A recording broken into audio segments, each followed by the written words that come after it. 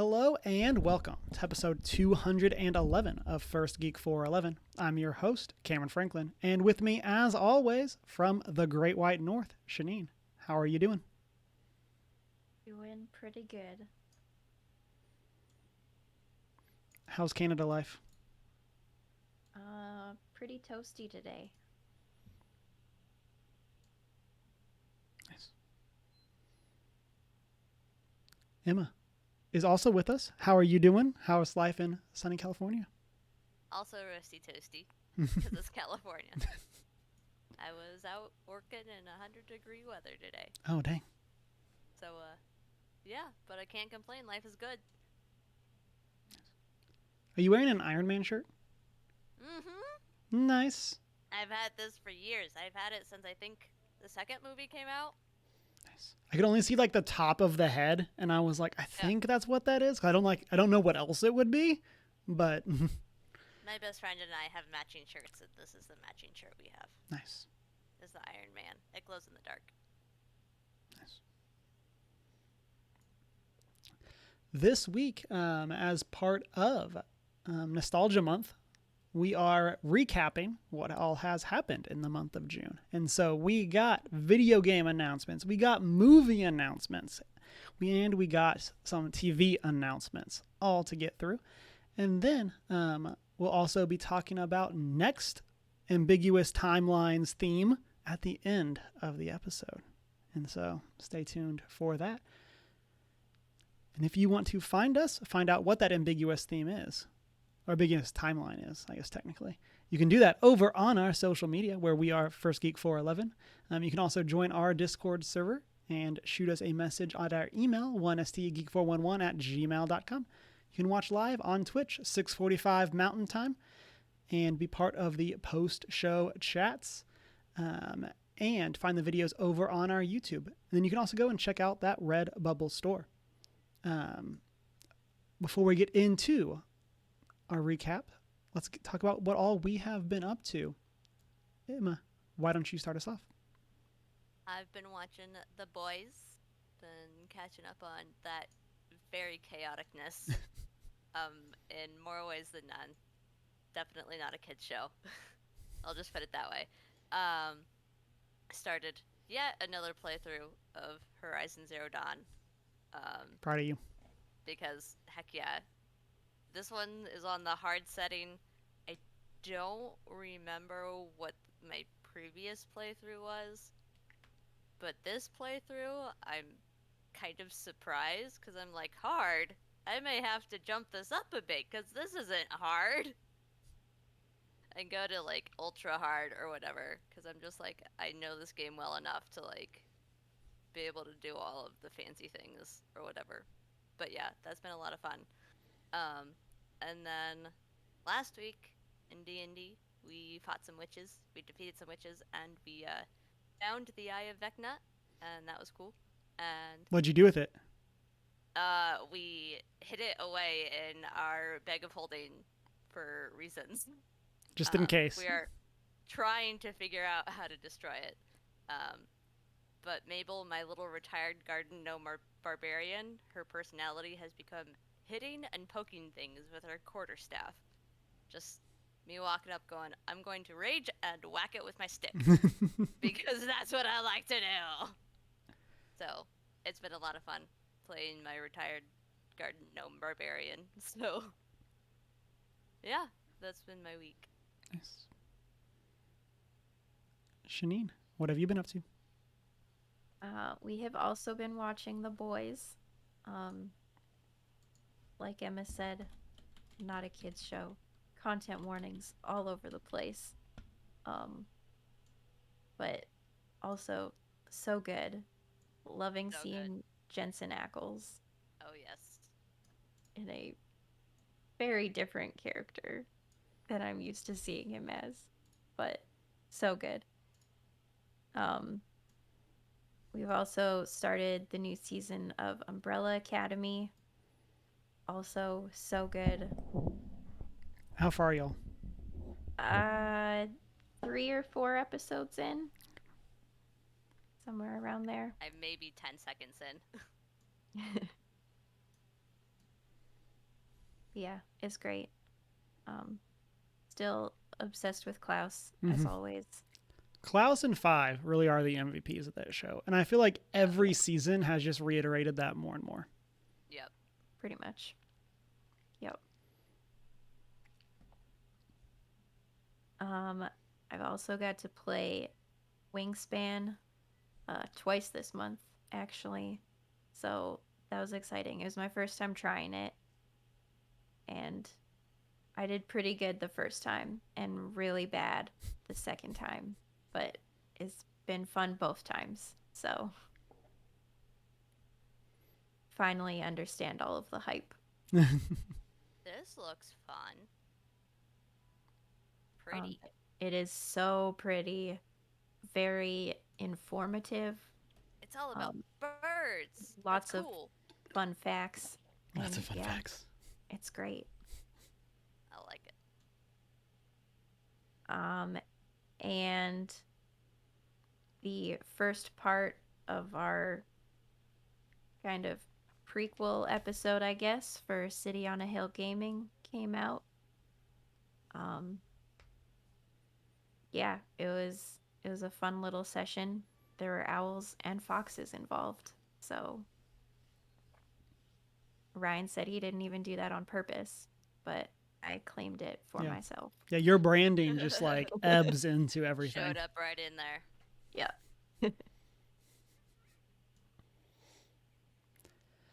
So for me, we binged all of Umbrella Academy season 3. That was like the main thing that we did over the weekend.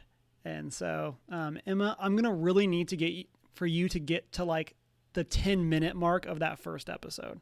Okay. You'll know it when you see it. Okay. But I don't even care if you watch the rest of it. Is this like because of something specifically that Yes. happens that I would be interested in, Yes. or just something in general? I mean, I think That's it's pretty like, amazing. yeah, it's just like ridiculous filmmaking stuff or ridiculous like casting stuff type. Okay. I don't I'm want to say too interested. much, but like, I'm interested. again, it's like it's in like the first 10 minutes, and you'll definitely know what I'm talking about when it gets there. And so, Noted. like we started that, and I was Is like, it cool camera work? Is there cool camera stuff? there is some cool camera work. like cool It's camera more of just stuff. like the like over the top ridiculousness of what's going on. Great. And so, Sold. but yeah, like that started, and I was like, I literally don't care what happens for the rest of this season. Like, I'm so excited. But yeah, I really enjoyed it. What happens? And then I remembered the ridiculous yes. thing that happens. And I was like, oh yes.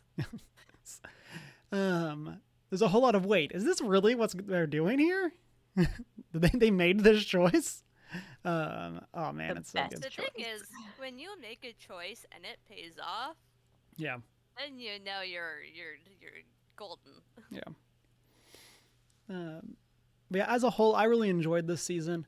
I mean, I know I saw some complaints online from people saying that like one of the things that they liked about other seasons is it felt like the characters traveled around a lot, whereas in this one, they're very focused in just like basically 2 areas.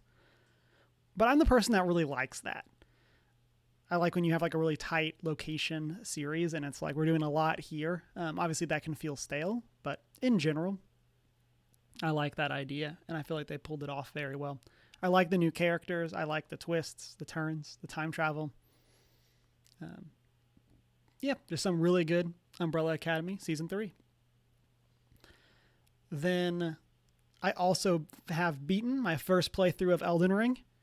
And by beaten, I mean I have beat the final boss, which does not actually end the game. So here we are trying to do all the other stuff. And so I have 3 bosses left, or like 3 major bosses left. And then New Game Plus and all that kind of stuff. And so that's where I'm at with that right now. And then I also have gotten back into Marvel's Guardians of the Galaxy. I started playing that, and Deanna's summary was, I feel like this is the game that you play when you don't have anything else to do, because like you enjoy it, but not that much. And I was like, yep, Feel that. that's That's basically that's exactly Spider-Man what's for me. happening. So I've enjoyed where the story has gone. I have not enjoyed what it took to get there. I guess that's my story review of Marvel's Feels Guardians a of the Galaxy. bit relatable in Yeah. general. So that's where we're at, trying to get through that as well. And then, yeah, that's what we have been up to. Listeners, as always, let us know what you've been up to, whether down in the comments, Twitch chat, all of those things, or, of course, over in that Discord. Let's get into the news. The big things that I wanted to add to the notes for this one is that we had a whole bunch of video game announcements All of the this announcements. past month, the majority of which were like in the first week of June. Yeah. So like here we are. And so we're not going to go through all of the announcements, but I do want to call attention to just some specific ones. The big things that we're going to talk about are the PlayStation State of Play, Summer Game Fest, and then the Xbox Bethesda Showcase. Obviously, there was some other stuff that happened, but those are the big ones that I want to talk about. And so the big thing from the PlayStation Showcase, IMO, was that we got the announcement that Final Fantasy 16 is coming out next summer. So summer of 2023. I will be putting in my time off, and I will be unavailable for the podcast during that time frame. So just getting that on the calendar now. I will not be here. We can't say you didn't warn us. Right. So I'm so hyped for that. And so we got to see more of it. We got to see the Eidolons. We got to see all kinds of stuff with it. So super excited for that. And then we got to see more of the gameplay for Stray, which is also coming to PlayStation Plus Extra. Have That's y'all the one with the seen this? cats. Yes. Have y'all seen It's this the one one before? with the cat. The Okay. stray cats. Yes. Excited for that one. That's another one. I have no clue what the actual game for that is going to be. But there's a scene in the trailer where the cat jumps up on a ledge and starts walking and just knocks a bunch of stuff off. And I'm like, if this is not the... I've been intrigued the entire time this game has been talked about. Like, it just seems so fun. Mm-hmm. Yeah. I'm all up for it. And then the other big thing that I want to talk about is we also got the or I guess there's two other things. We got the announcement of Tunic is coming to PlayStation later this year. I'm excited about that one. Yeah, get your Fox simulator going. So we have our cat simulator and Stray. We have Fox, with swords and shields and all that kind of stuff coming from Tunic. And then we also got the announcement of a game called Eternites, which is a JRPG dating sim where the person played Persona 5, quit their job, and made a video game inspired by Persona 5. And if that's not the most proper response to the amazingness that is Persona 5, I don't know what else is. I haven't played Persona 5, but that sounds pretty accurate.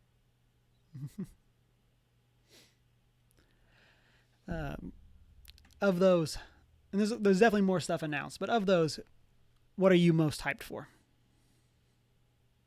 I mean, Stray and Tunic, for me, I'm super excited about. The one on here that I'm a little bummed about is the Horizon additional thing that's just in VR, Call of the Mountain. Mm-hmm. It's like, I'm not going to go spend extra money on a VR set for one thing like that, as much as I love Horizon. Mm-hmm. But yeah, that's how I feel about it too. Stray and Tunic, for me, I'm just like, I am so down. Yeah, from this whole list, I think you pretty much hit all of my highlights as well. Tunic looks so freaking cute, and I've been looking forward to it for a long time. Dre looks pretty cool, and I will probably watch my husband play Final Fantasy, so that's exciting as well. He does say he's very excited for Final Fantasy in chat, so. And so that was the PlayStation State of Play. We then got a way too long IMO, Summer Game Fest, that indeed a lot of things were announced, many of them video games. And so the biggest thing that I want to talk about here for me was the Marvel's Midnight Suns. We got a new trailer. This is the tactical RPG set in the Marvel universe or Marvel Games universe, where you use like cards to battle your opponents. It's from the people that made XCOM. And so you're like full on like tactical, like how you position your characters around the map. You're hitting people into each other and obstacles and dealing damage. This is one of my like most hyped games that I think is going to be like super niche in terms of the people that play it. But I'm the person who Fire Emblem is my favorite Nintendo franchise. And so if you take a tactical RPG and slap Marvel on it, like I'm all in. You got me. Like I literally am the target audience for this game. So we got that. We got announcement for the Cuphead DLC as well. I have never played Cuphead or never played much Cuphead. Have y'all? No, but I've watched people play it. Okay. I've heard it's ridiculously hard. Yeah. That's all I know. I played it at a barcade here. How'd that go?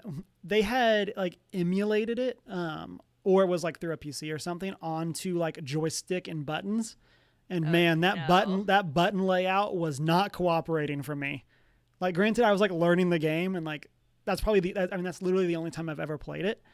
But man, that was rough.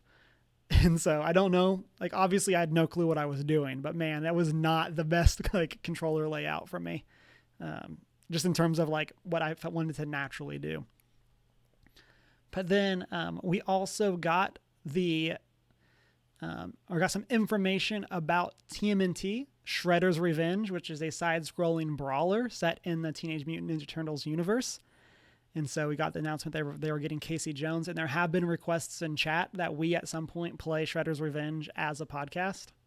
All right. So we'll see what we can do there. And yeah, it looks like a lot of fun. It's apparently a pretty short game. And so it might be something that like, maybe not like on a Monday night, but we could do like a weekend stream and like legitimately play and beat the whole game together. Or like do a playthrough all together. And so like that would be a lot of fun. Yeah. Do y'all have a favorite Ninja Turtle? I know nothing about the Ninja Turtles, so I'm just going to go ahead and say Da Vinci. Well, I will say, Emma, as we learned last week on our Nickelodeon Brawl, whatever the full title of that game is, you do like April O'Neil, who is a playable character in this game. So goes after people with their boomsticks and camera flashes. Yeah. And Travis in chat is saying that it has 6-person co-op. So we'll need to find 2 more people. There you go. But yeah, that sounds awesome. But Shanine, do you have a favorite Ninja Turtle? I have never seen any Teenage Mutant Ninja Turtle things. So, off the top of my head, Michelangelo. Okay. So I was listening to something earlier today that like coincidentally was talking about the Turtles. And one of the things that they brought up as like the strength of the show is that legitimately they did such a good job with the character development that everyone can have a favorite turtle. And there's like valid reason, like really good backing for why every single one could be somebody's favorite versus just the like some shows that are just like, it's really about one character, but there's technically more. There's only one right answer versus they're all right answers. Yeah. So I always go back and forth between Michelangelo and Donatello. Those tend to be my 2 favorite.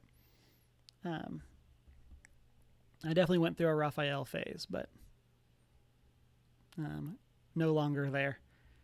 And so then the last big thing, and this I think is the only non-video game announcement from Summer Game Fest, but the most exciting one, is we got to see pictures of The Last of Us remake coming out and found out that it's coming out September 2nd for PlayStation 5 and later on PC.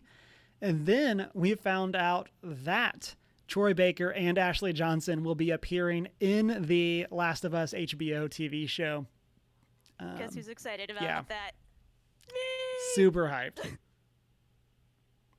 Ashley Johnson is the bomb. I love her so much. Yep. That's all I have to say about that. Period. End of sentence. Sometimes that's all you need to say. I love you, Ashley Johnson. You're cool.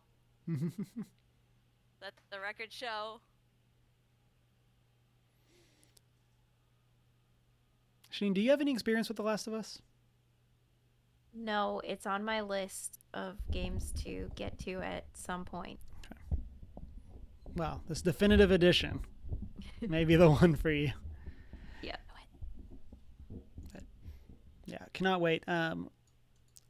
They were trying to get him to say the release date of the actual HBO show, and they wouldn't do it. And so I was like, I wanted it. I wanted to know.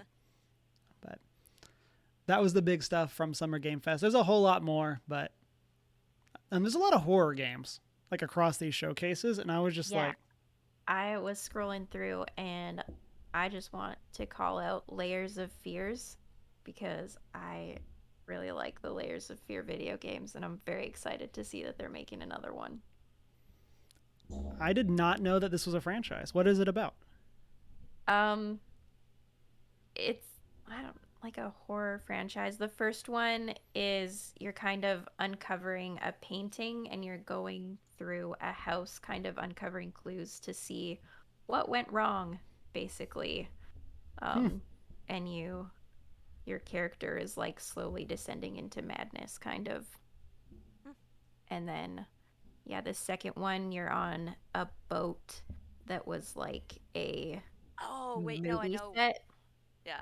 And then again, you're going through trying to discover like what's going on. Slow descent into madness. So is it kind of puzzly? A little. Yeah. Like I said, I know nothing about the spooks. Because you don't like the spooks. I do not like the spooks. The Last of Us is my line. That is the most spooks you'll do. Yes. I remember watching just being like, oh, there's a whole lot of stuff I'm not interested in. They do get you with a good jump scare every now and then. They do. So then we had the Xbox Bethesda showcase, kind of as a third one we're going to talk about. And so the big things, IMO, that we got from that is that we got more information on Hollow Knight Silksong. Have y'all played Hollow Knight? No. Okay. I don't own an Xbox, so. It is on PlayStation. So a lot of times you can find it on sale. It might be available through PlayStation Plus Extra if you want to go and get that. It's a very fun game, very difficult. I noped out of it. And so that's kind of my summary. Very cool. Love the game. Love the atmosphere. Not for me. And so we also got a game called High on Life, which is from Squanch Games, which is the creator of Rick and Morty. And so like your guns apparently are going to be talking to you as you play, and like they'll be like, it says was influence on its sleeve with smart talking personified guns, cheeky knives with big mouths and staring eyes, and a series of whimsical, weird, and wonderful characters. Not overly sure what all that's gonna mean, but it seems ridiculous. And so for the Rick and Morty crowd, definitely happy that it's there for you. And then we got another trailer for A Plague Tale Requiem. Requiem? I feel like I never say that right. Which is a follow-up to A Plague Tale Innocence. And so highly recommend that game. That's one that it's like on my list to go back and beat. It's about like siblings during the plague, the Black Plague, but it's kind of like magical. And so it's not like purely like realistic in that sense. And so like one of the siblings can like control rats or something like that. And so they're able to like, you kind of like moving the rats around to attack people. So. Well, if you're going to control anything in the midst of a plague, rats are pretty useful. That's a pretty useful thing to, in to the control. grand scheme of things. Yes. And then the last thing that I want to bring up from that is that we got Starfield, which is the next big Bethesda RPG, where we found out it's all set in space, all this kind of stuff. We found out that there are going to be over 100 systems with over 1,000 planets to explore. And there will be spacefaring combat, fully customizable ships, and all this kind of stuff. Do y'all have any experience with like Elder Scrolls or Fallout? No. Okay. This is one that like I'm most sad about being exclusive. Like I'm probably gonna try to play this on PC, but this is like the big thing that when that merger went through, I was like, but what about my Starfield? And so, yeah. So this is gonna be on my list to get to eventually. It looks huge, kind of ridiculous. It's a type of game that like you could probably play and then only play it for like the next 5 years or something like that. Mm-hmm. It looks super cool, like a ton of fun. And yeah, those are like definitely the big things that stood out to me. Anything else jump out to y'all? Not really from this announcement. I mean, granted, I don't have an Xbox and I don't really play much in terms of games on my computer, so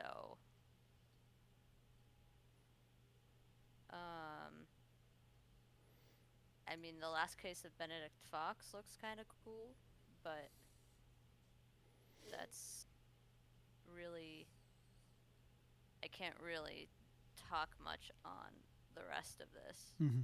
And that's kind of the challenge with like showcases like this, where it's like some portion of these are going to be cross-platform.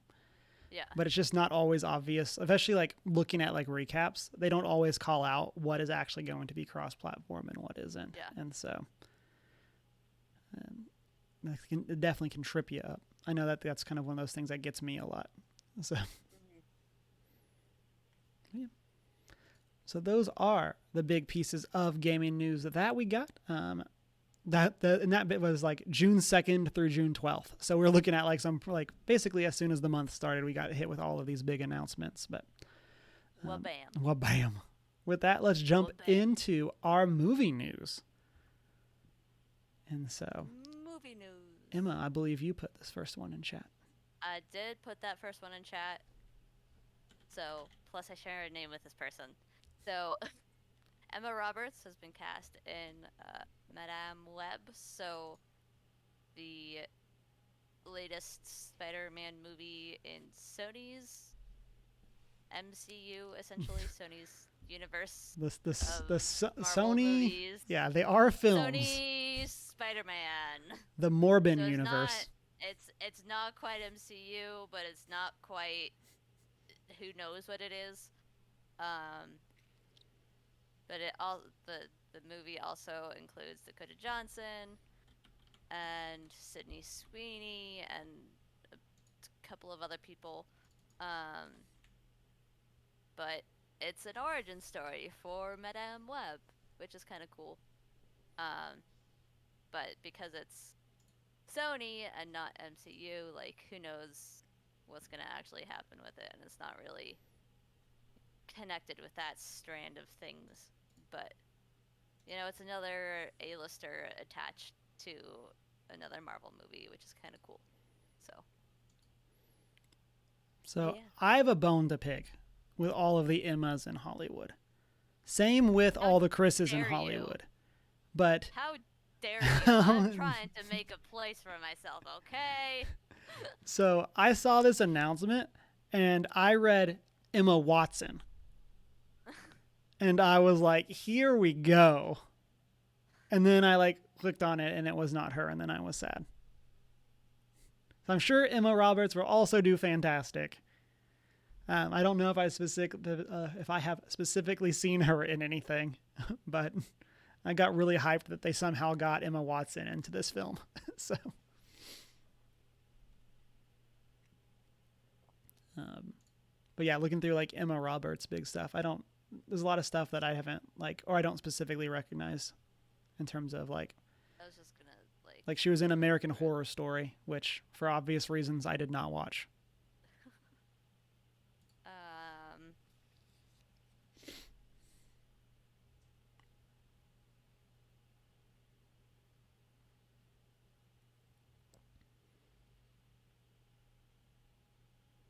mean, she's pretty. Yeah, I mean, she tends to lean more into that kind of thing, if you will. But Yeah, that kind of vibe. yeah, that vibe, that general vibe. But that's that. I like announcing those things because I find the production process interesting. So anyway, there's that news. And then I know we have talked about this one. Yes. Collectively. And I have no clue who put this in the notes because it could have literally been any of us. But it was not me. So, Ooh. process of elimination. Yes. More Doctor Who news. We've been getting a lot of that lately, and this one was a surprise. Doozy. It was a doozy of an announcement. They announced that Neil Patrick Harris has joined the cast for the 60th anniversary. Neil Patrick Harris is officially in the Doctor Who universe. I'm so freaking excited. So living for it. I am so mixed about this. First American to have a role, at least, well, an established role in Doctor Who. And they went with Neil Patrick Harris. They're like, yeah, let's get an American in here. We're gonna pick this guy. This is the problem. I do not know how I feel about having an American, especially a super well-known one, in the Doctor Who universe. It also makes me concerned for why they feel like they have to hire an A-lister. Fair enough.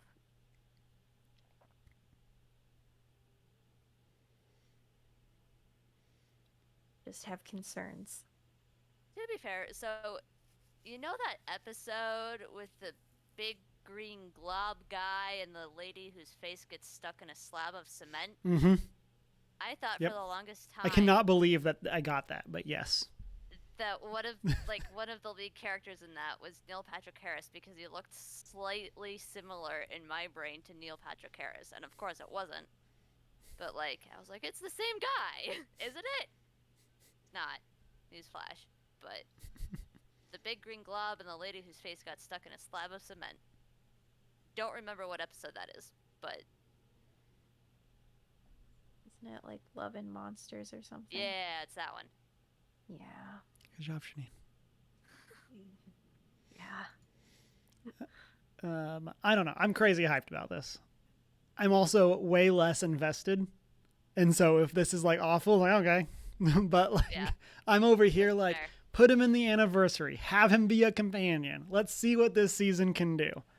Yeah. I'm just in the embrace chaos side of the fandom. Yeah. And so I'm also I have not caught up at all in any way, shape, or form anyway, so I'm just you know what, at this point, with Chibnall messing everything up, how much worse can it get? They can just mess around and find out before they fix everything anyway. You know what, we're already here, we might as well mess around. That's kind of the state I'm in, of just you've already got Chibnall's mess to clean up. You might as well mess around a little bit, see how things go. So yeah.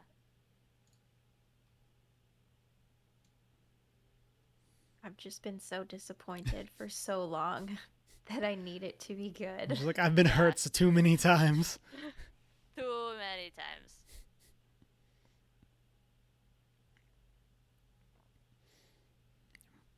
No, I feel and maybe this is the first big anniversary. Well, this is the first big anniversary that I've been in the state that I would say I'm a Doctor Who fan for. But it feels like there's a whole lot of people in this 60th anniversary episode. And I know they're typically longer, right? It's not a normal 50-minute one.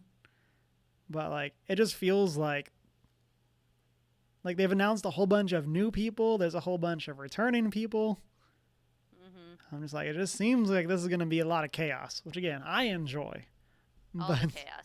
I mean, it's a show consisting entirely of chaos, so, you know, that's all it's based on is chaos.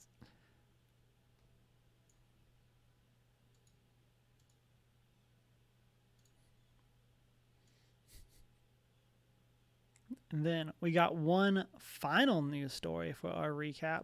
Again, Woo! this could have gone either way. I'm thinking it's Emma, though. But It is not, actually. I got tricked. Wah, wah. And we finally had a date announced for the premiere of the Sandman Netflix show. It Woohoo. will be coming out August 5th. Which seems like really soon.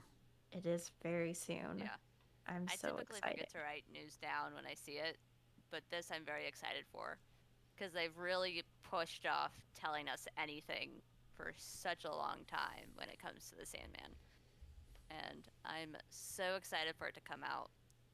If Good Omens was a testament to any of Neil Gaiman's last works being adapted, this is going to be very good, especially with his hands being involved in any way, shape, or form. So I'm looking forward to it very much. Can y'all give me a high-level plot summary for Sandman? Like, what is like the elevator pitch? Like, I know nothing about it. Sleepy Dreamtime Man gets captured in cult basement, gets Okay. items stolen, and Sleepy Dreamtime Man's empire crumbles because Sleepy Dreamtime Man's items were stolen and he was captured. So Sleepy Dreamtime Man has to go escape, get his stolen items back, and go unbreak everything. Also, eyes for teeth. What? Yeah. I'm just gonna put that out there so you're prepared. Okay. Yeah, that's, Because I'm so excited to see I'm that. kind of scared. Okay. That's my summary.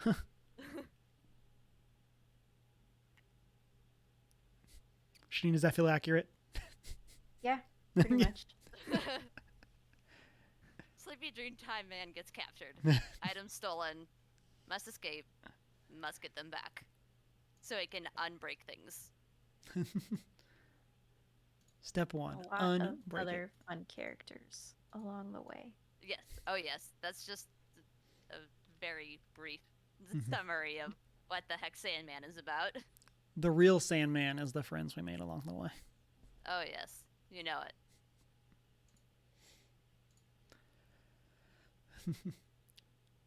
Listeners, let us know what big news from June it was that we missed. We'll be chatting about some more stuff over in the post show. But with that, let's get to our announcements.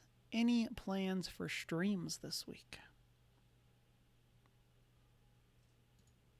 Probably not this week again.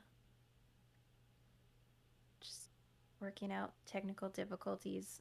Also, maybe finishing reading the book Oh yeah. for book club. That too.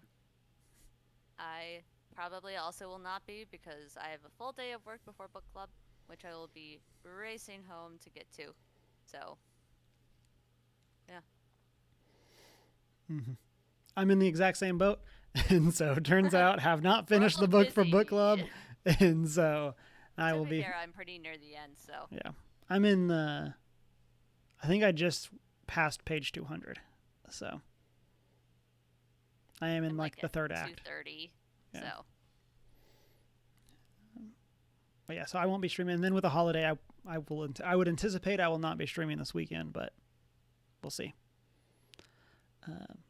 Yeah, and then that, of course, then all brings us to on June 30th, Thursday of this week, we will be doing our book club on We Were Dreamers by Simu Liu, talking about his time growing up as a Chinese immigrant to Canada and then eventually getting into acting.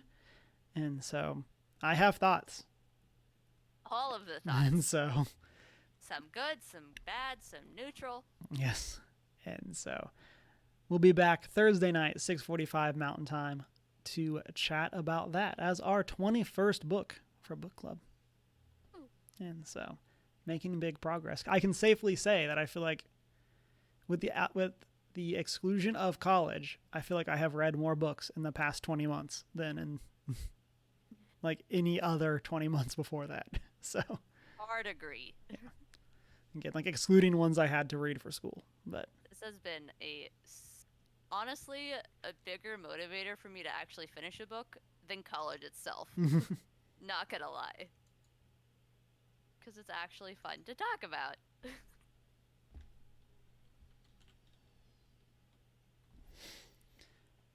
That is going to bring us to the end of episode 211. Thank you, everyone, for hanging out with us through this. You can, next month's or next ambiguous timeline theme.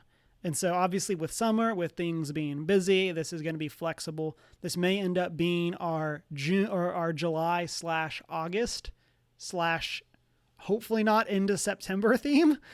But our theme for the upcoming timeline until we get it done is MCU. And so we are finally going to be starting our ranking of the MCU movies. Each week we'll take a look at a different phase and chat through all of that. And then the next week we'll add the next phase and go through it. We'll also be doing hopefully a spoiler cast for Thor: Love and Thunder. And all of that. But again, obviously with it summer, people traveling, these are ones that we definitely want to be able to have as many people involved as possible. So it might take us more time to get all of that done. But that is going to be what we'll be chatting about for the upcoming future.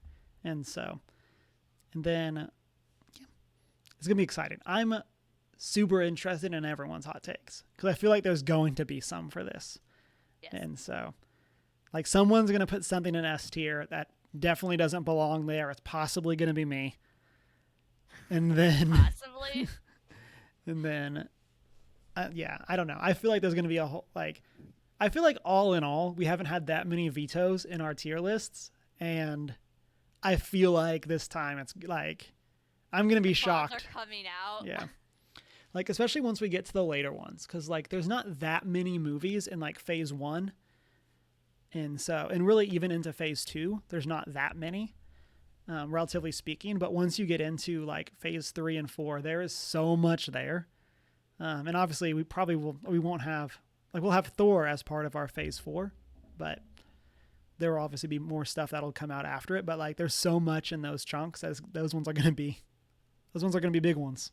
So, everyone can come back, hang out for those, yell at us for putting stuff in the wrong tier. All that kind of stuff. And so all that jazz. And so you can NPR and all that jazz. Yes. Sorry, I just had to. You're good. But yeah, with that, you can tell us what goes in what tier for our MCU tier list over on our social media as OneGeek411. Join us in our Discord server. Shoot us an email at 1stgeek411@gmail.com. Check out that Redbubble store. And then you can watch live Monday nights, 6:45 Mountain Time on twitch.tv/OneGeek411. And check out the videos over on our YouTube where you can like, comment, subscribe, ring that bell, all that kind of stuff. And then you can also find us at our personal social media, minus Humar Whittill. Minus I am not prepared with an I in the prepared. I'm the Hoot and Howl on Twitter and Hoot and Howl Tales, TALES on Instagram. And it's been a great week. Jazz. Read a book.